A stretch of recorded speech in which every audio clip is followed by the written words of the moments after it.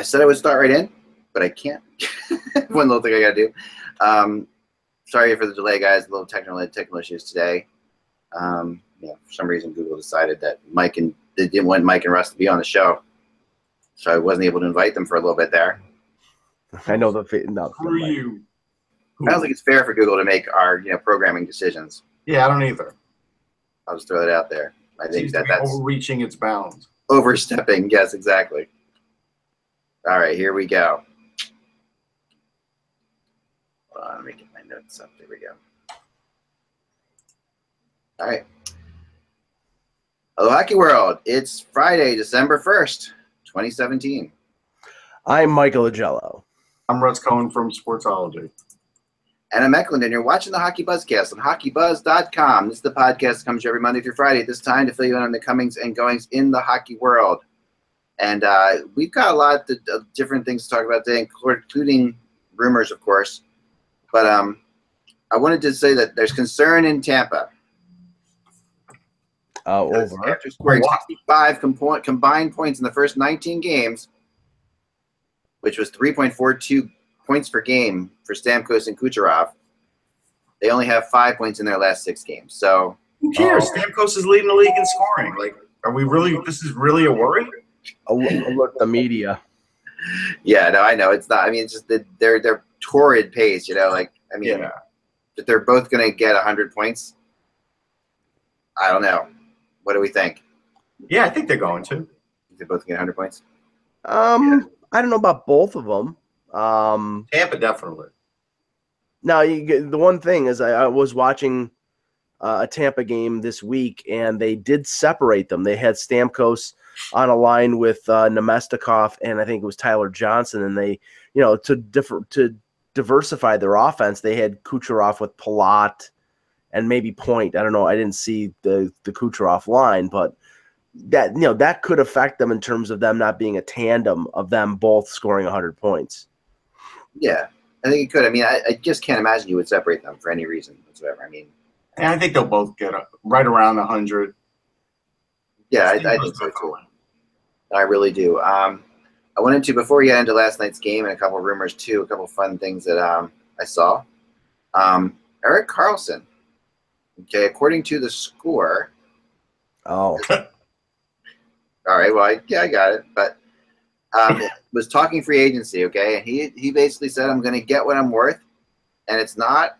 It gets a very strong impression that Karlsson is not going to take a hometown discount to staying up. Well, this all stems from an article from Craig Custance in The Athletic this week with Drew Doughty, which raised a bit of hubbub, especially in Toronto, because Doughty essentially said, I mean, the quote that everybody's fixating on was that, he talked about PK Subban making $9 million, and I'm not sure, but I believe Doughty and Karlsson have the same representation, and he said, well, I'll get together with Erik at some point, and we'll sort of put our heads together, because they're both free agents the same year.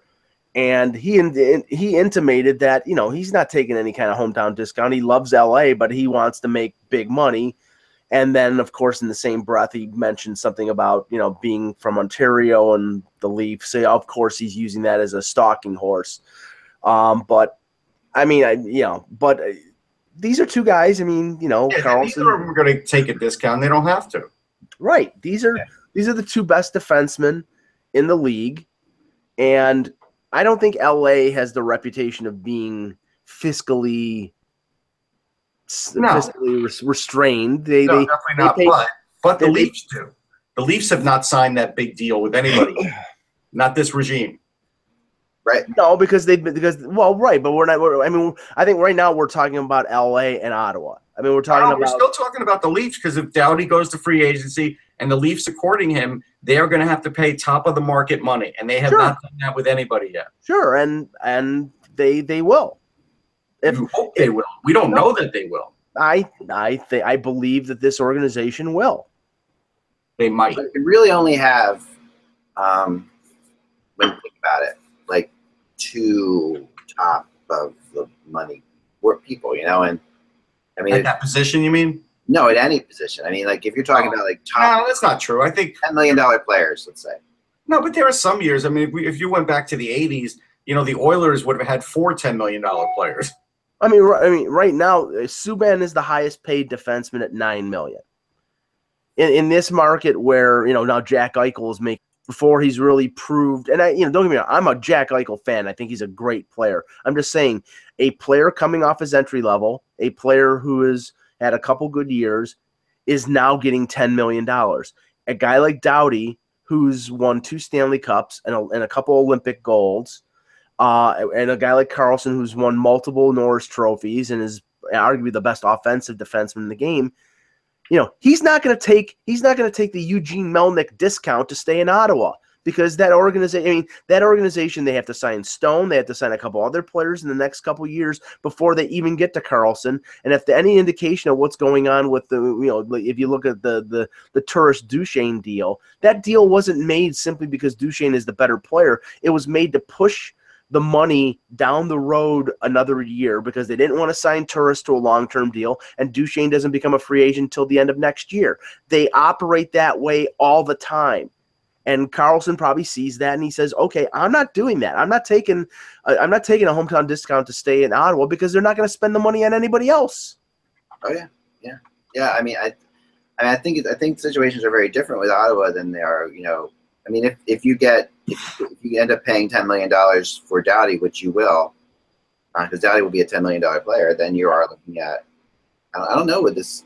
I mean, is the cap going up? The thing is, the difference is Ottawa doesn't have the same revenue stream the Leafs do. They're all under the same cap, but Ottawa doesn't spend to the cap. So far, the Leafs don't either, but the Leafs could. Right. I mean, the Leafs don't, because they have so many players still on entry level. They have $5 million. They have $10 million in coupons with Joffrey Lupul and Nathan Horton, with their LTIR contracts. Half of that ends this year because Lupul's contract expires. I believe Horton is under contract for 2 more years. So while everybody else has a cap of $75 million, the Leafs actually have a cap of $80. And I think the cap is going to go up. But I like the one question that continues to be asked regarding Toronto and the possibility of them going after a defenseman like a Doughty, like a Carlson, like an Oliver Ekman-Larsson is, can you sign that guy and sign all the other young players that they have? And I don't think that they can, but I don't think that that's a problem. I think that they're definitely going to sign Matthews. They're probably going to sign both Nylander and Marner, but if they're going to sign Doughty or Carlson or Ekman-Larsson, they're probably going to have to trade one of those guys. And I don't think that that's crippling, because they have so many good young players in their organization that it's next up, folks. Yeah, no, I mean, I think that's what has to happen, right? And I agree with you. I don't think it's crippling either. I really don't think so. But at the end of the day, Doughty is a really interesting case, and I wonder how much depends on how well they do this year. I don't get a sense that it does. I think Doughty wants to play in a different market. I continually got that impression. He seems like he just wants to play in Canada, period. He does. Yeah. And in that article, he was effusive in his praise of Babcock, because Babcock, at age 19 when he made the Olympic team, that Babcock had the confidence in him. Basically said, you're the 7th defenseman, but if you play well, you're going to advance. I don't care if you're 19 years old. So he has a lot of respect for Babcock. He's best buddies with Nazem Kadri. They're both from the London area. It's far from being guaranteed, and it's a year and a half down the road. But that might be, that promise of that type of player may be why the Leafs didn't jump in on a Vatanen deal, and probably may go down the road of a short-term fix, because they have young guys like Liljegren and Dermott that are coming up, and maybe they get that free agent defenseman in a year or two when they're really ready to make that challenge for the Cup. Yeah, no, it's very possible. I mean, we'll see. I'll be very intrigued to see when they actually spend big money, because even with Van Riemsdyk, they're not going to spend big money. No, but they are going to spend big money with Matthews. At some point, they will. Oh yeah, they definitely will with Matthews. This was sent to me, which is kind of interesting. We were talking about the injuries with the Ducks yesterday. Mm-hmm. Right now, they're missing what this fan said was their top 6 forwards. I mean, I don't necessarily think that it's Corey Perry. I could put Corey Perry in the top 6 forwards, but I guess these are the top 2 lines, right? Yeah. Getzlaf, Kessler, Raquel, Silverberg, Eves, and Case. And also Montour, who's their leading defenseman, all out with injuries. Yep. That is pretty. It's pretty hard to remember a time when a team had that many forwards missing at the same time. I'm trying to think. They had a goalie that could cover up for some of these things. Yeah, Montour's not a long-term injury, and Kessler is supposed to be back by Christmas. And a few of the other ones I don't think are long-term. But yeah, right now I think I heard it was like 6 of their top 9 forwards. Or Alcasha is not a top 6 guy for them. Eventually he might be, but he's not right now. Yeah. Now, if you're interested in Seattle, it's some interesting news going on with that I was just texted. That it looks like there will be there's a memorandum of understanding. I don't know what that means. This sounds pretty impressive. A memorandum of understanding. All that sounds like is, like we'll agree to agree on this, but it's not binding. Well, what is the memorandum? What do they say? The arena. They're expecting this to be announced on Monday. That everything's ready for a vote. The arena, right? Yeah.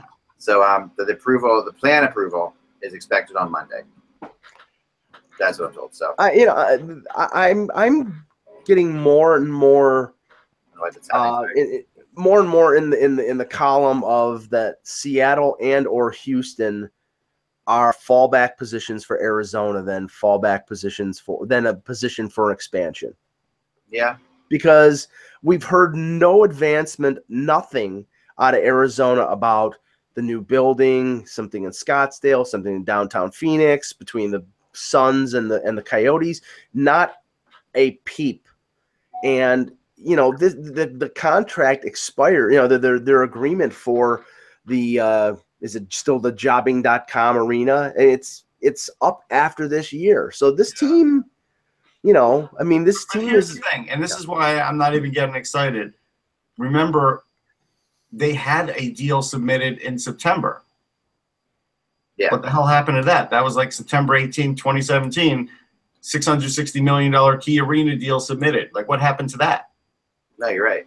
I mean, I don't know. I don't know what happened to that exactly. So now this is another one that's going to get submitted. Okay. And no matter what happens, it's going to take Seattle probably, because this entails a renovation of the old Key Arena. It's going to take 2 or 3 years.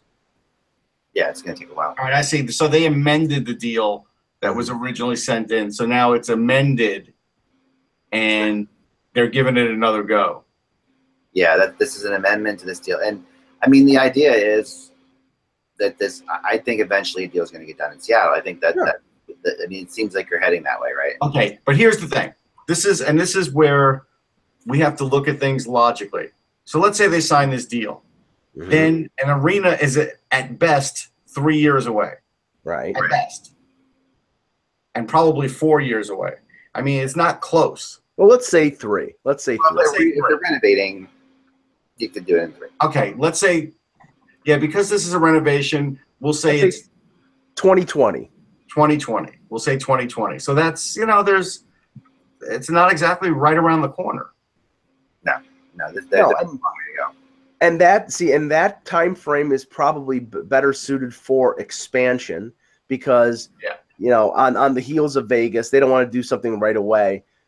Whereas Houston, if, the overture from their owner is valid, which, it got denied by everybody, which leads me to believe it's true, that's a fallback for the Coyotes.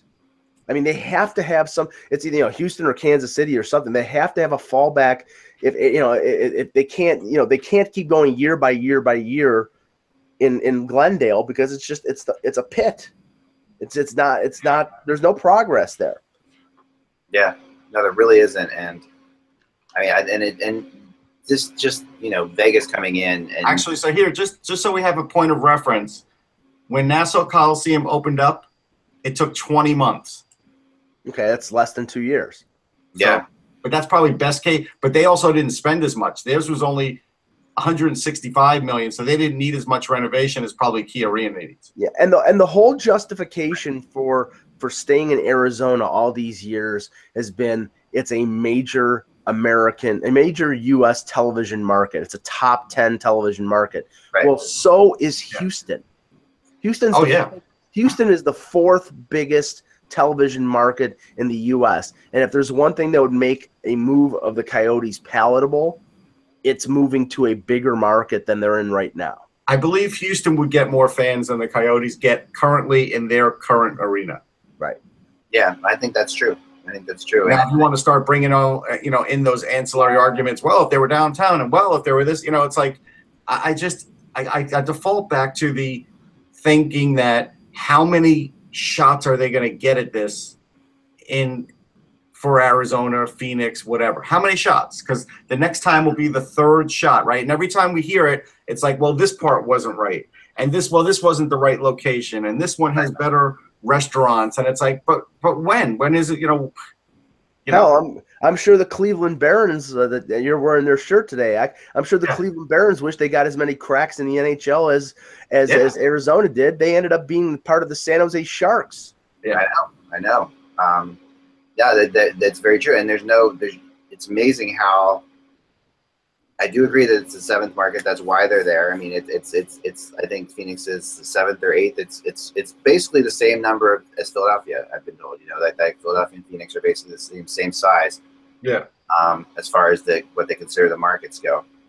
But I do think, I mean, when you look at supply and demand, right? You've got Quebec, which is going to get a team. They're definitely getting a team. That arena is waiting, right? So that they're probably first in. Right. Yeah, I think they are first in. I think whenever they want an expansion, they have it. Seattle, and you have Houston. You've got 34 teams then. And if we went to 34 teams, that's another discussion for another day. But see, I don't know. I'm just like right now.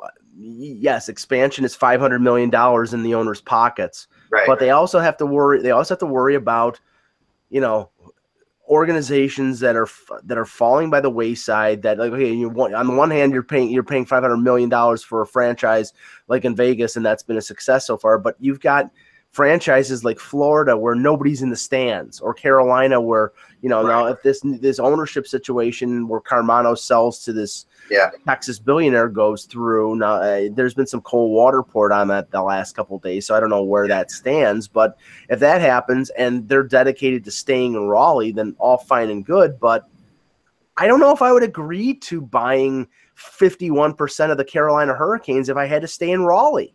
Right. Here's what I wonder too, back to on the expansion part. So the next team that expands, are they going to say, hey, we want the same expansion draft that Vegas wants? And if they don't get that because the league amends it or something, that's probably going to slow things down a bit for places. I think you're right, Russ. I think it's going to be hard for them to bring in two teams at once now. Based on that.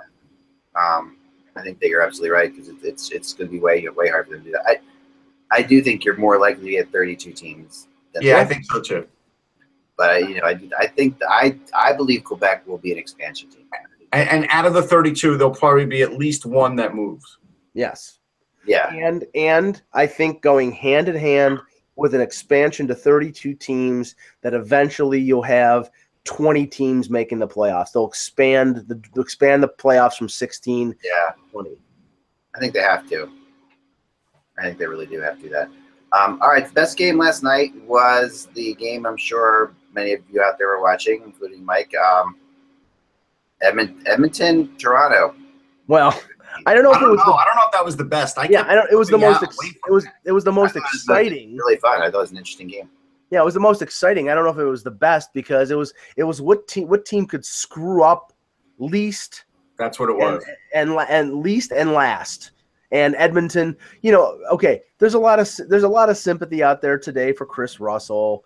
He's the Steve Smith of the modern era, but it didn't happen. It didn't happen in the playoffs. I get that. I feel for him because it's terrible. Yeah. But Edmonton's defense last night was a unmitigated disaster. Yeah. But Adam Larson got hurt early in the game. They had to play Russell way too much. They had to play playing Eric Greiba at all was playing him way too right now, much. today, as it stands, Clefbaum and Larson. Yeah. Clefbaum and Larson are not on the ice practicing. Yeah, and you know, all due respect to Laurent Boisson, but he was a train wreck in the first period. Then made some pretty decent saves down the line, but I thought he was overmatched, and you can't blame him on the winning goal. But then you look at Toronto, and you can't complain in the sense that they're 5-0-1 in their last 6 road games, and they're third in the league in points. But you look at that, and this is a comment on them not getting Vatanen. Their second pairing was abysmal yesterday. Jake Gardiner and Nikita Zaitsev. Gardiner, I think, was on the ice for 3 of Edmonton's goals and simply was standing around doing absolutely nothing. Yeah. And, you know, you can get away with that in a throttle wide open offensive game in late November. When it comes to the playoffs, if Jake Gardiner does that in the playoffs, the Leafs lose that series. So that's why I think the concerns are of the Leafs blue line. They're justified and they have to be remedied. Otherwise, this team is a pretender and not. Well, they don't hold on to leads. The fact that they lose leads, you know, like everybody's killing the Flyers for all their lost leads. Yeah. I bet you the Leafs have just as many. It's just they're winning more games. Yeah, they 3-1 after 1. They blew that lead. Nylander scores the power play goal late in the second. They take the 4-3 lead. Russell with the one-timer ties it up 4-4, and then they get lucky in the final minute and a half of regulation on the own goal. It was a very fortunate win, and they exposed their starting goaltender Freddie Anderson to 45 shots on goal. Yeah, that is not. You know, you do that more than often, you're going to lose. They didn't lose yesterday because they played a team that was worse defensively. But you can't – like if they do that against Vancouver, they'll get throttled against the Canucks. Yeah. I mean, there's if you guys didn't see – for those who didn't see Russell's goal, and you feel bad for the guy. Not my goal, by the way. Right. Just want to point that out. Right. So here it is. The one thing that annoys me the most about this goal is the reaction of Kadri, who I just think Kadri reaction over the head with his stick after when it based on his reaction to this play. So he was stunned. Yeah, but this is not the reaction you have. Sorry, like it's right here. This is Kadri. It's like whatever. I don't know what the hell. Like I don't know what the hell happened. And no, I mean he wasn't. He didn't at least do the bow and arrow or anything like that. He did. He did. That was curtailed for him. Yeah, kinda. Well, Kadri is a jerk. It just always has been a jerk. And he always will be a jerk. But this is the play, you know. And this just, you know, it's one of those plays. I mean, when you watch it, it's just it's a shame. I mean, Russell.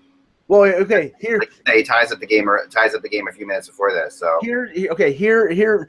Somebody sent me this. Here's the immediate reaction of Kadri right after. If we can see this, right. I mean, he was. I mean, honestly, the guy shot it in his own net. You never expect that to happen. I mean, they got a regulation gift. Yeah, they got a regulation win. That was a gift. That's what they got. They did. I'm not disagreeing with that.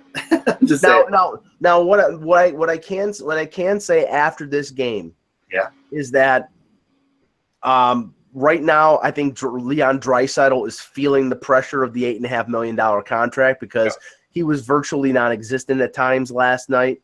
McDavid is McDavid. He's still a matchup disaster. He's so fast. He's so talented that, you know, it's tough to corral him. Like 5th or 6th in the league, Mike. He's not what he used to be. Oh yeah, he's terrible. Friggin' trade him right now. Yeah. But the thing is, there are indications. I think it was John Shannon from Sportsnet was saying that Cam Talbot might be out a month. Now this team cannot survive a month of Laurent Boisson. I'm not even sure they could survive after last night. That might have been a crippling game for them because if the next game is without Larson and Clefbaum. Yeah, and they play Calgary on Saturday night. I'm Peter Chiarelli better be on the phone today and calling Colorado about Andrew Hammond or you know, some other team about some other goal. I don't know. I mean, look, they might look at it as a lost cause at this point and not give up any assets. It's possible. Well, I mean, you're not going to have to give up a ton to get Andrew Hammond. Yeah, they need to find themselves. They need to find themselves just somebody who's played in the NHL and had success. That's what they have to do. I mean, it's tough. I mean, I will say this: that I honestly felt positive about. I mean, just take away all the injuries, which is hard to do, but take away the injuries, and I thought that the Oilers in the second 2 periods of that game played really well. Like I felt like that was the best I've seen the Oilers play in this year. And if they could continue that momentum in any way, shape, or form. Yeah, Jack, you sound like that proverbial coach that's going to get fired by saying that his failing team didn't look too bad. Yeah, but the problem is that the goal, the Russell owned goal was a knife in their heart. I mean, for all the progress that they made for the last 40 minutes, coming back from 3-1, battling the Leafs, their fourth line of Cassian and Mark Letestu scoring 7 points. It was all. Here's the thing. This is how dire it's getting. They're 3 regulation wins behind San Jose, 4 behind Dallas. San Jose's got 3 games in hand, and Dallas has 1. This is dire. I mean, they could be out of it by the middle of this month. Right, but they're not out of it now, and that's why I'm saying Chiarelli better be on the phone trying to get some sort of goaltending help, because I don't even know who the hell their backup is behind Brissell. And I got to tell you, Anaheim acting as quickly as they did pushed Edmonton down even further. Yeah, it did. It should have put Edmonton on the defensive for sure. Yeah. Last night, Anthony Duclair again a healthy scratch. A lot of people really wondering about this. He hasn't played great, but he also hasn't played he's played better than some of the players that are playing currently with the team. That's the issue. So a lot of people in Arizona that are really mad about Tim being. I'm sure. I'd be mad too. I mean, he's not getting enough ice time. Period. Yeah, he's just not getting the ice time. I mean, the guys is has incredible potential. But okay, this is coach number 2. This is the second coach that has soured on him in terms of, okay, he's not doing what we want him to do, so I can't play the guy. And that has to send more. I agree he's got value and maybe he needs a change of scenery, but that's a warning sign to teams that are looking for a talented winger to do some scoring. I mean, he's got some problems, and maybe it gets solved by getting moved someplace else. But if he can't play for Arizona, who would he play for? I think that's going to happen because he's the kind of winger who, if you put him with a John Tavares or something like that, he'll get points. He could really take off, and he's not necessarily the kind of winger that works on a team like Arizona with a lot of younger players, and they're still getting going, and they don't have necessarily a superstar. And I think that. Here's the funny thing, he's averaging just over 13 minutes of ice time, right? Yeah. He's only taken 42 shots and has 6 goals. I know. That's crazy. 14.3 shooting percentage. Imagine if he had a little more ice time and could shoot what he's normally supposed to shoot. No, it's very much a case where he's obviously not doing something the coach is asking him to do. He's not back checking, or something's going on with him. But the reality is, he is a scorer, and if he doesn't back check, he should get traded to Washington. Neither do that. Yeah, and teams like there have been teams that have been interested in him for a while and keeping up with them. Montreal, Buffalo since last year even, but today was the first time I heard the Islanders mentioned with him, which is why I bring up Tavares. It would be good for the Islanders. I mean, yeah, they have a lot of scoring at the moment though, so they probably could use the extra defenseman more, because is Seidenberg going to last the season? I don't know. Yeah, it depends what they're looking for Duclair. The price is not that high from what I've heard. It's one of these surprising things. You might be able to get away with the draft pick here. If you're talking about a team that needs scoring, it's the Montreal Canadiens. He'd probably be a better fit there than he would be with the Islanders. The Islanders they definitely have interest in him. Yeah, he's 22 years old. We have to remember. He has not really gotten a fair shot with anybody. No, he really hasn't. Another name on the rumor chart that I wrote about, or I actually put on the rumor chart yesterday, was Tyson. It was out of Tyson Barrie, who we've talked about in the past. And I kind of thought, okay, things are going pretty well with Colorado. Barry's playing a ton of minutes. Like, he's a really important player on this team. Yet I continually hear his name still being talked about.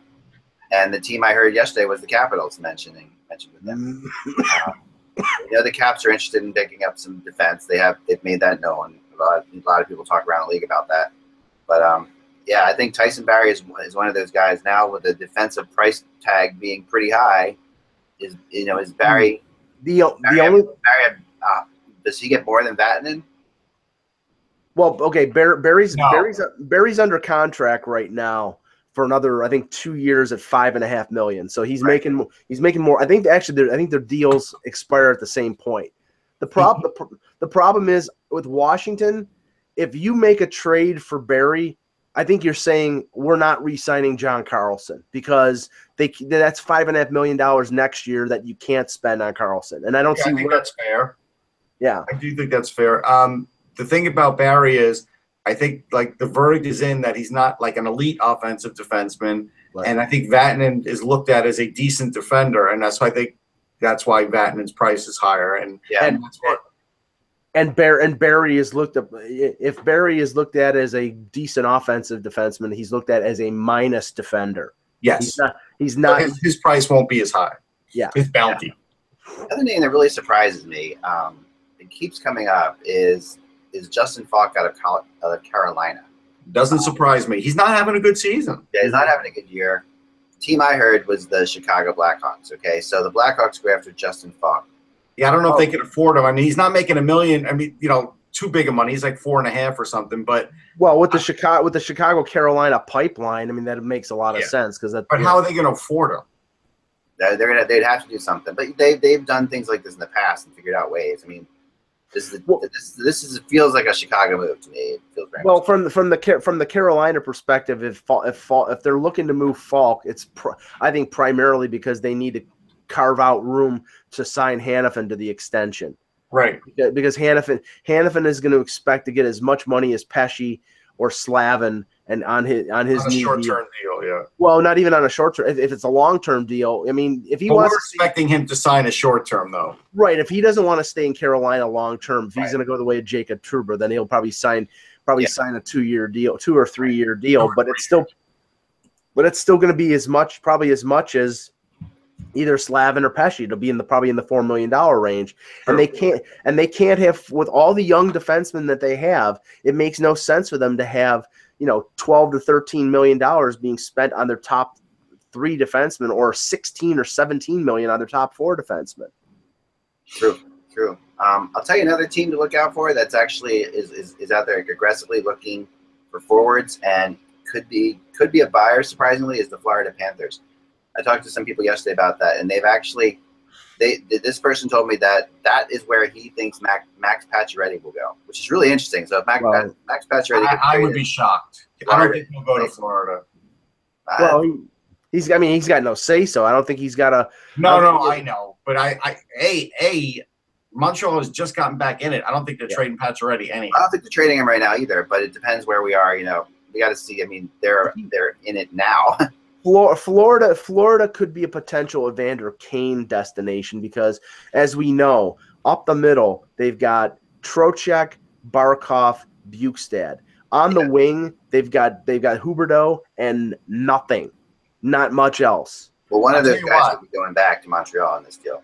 I'll tell you what. If Pacioretty were to go in a trade there, I would say Montreal would have to want Henrik Borgstrom, who's got 13 goals in 11 games so far this year, probably on pace for like 30-something goals in NCAA hockey, which is crazy. It's depending on whether Montreal is ready to say we're going to rebuild. Then a guy like Borgstrom would probably be, because they won't get Tippett, but they could probably get Borgstrom.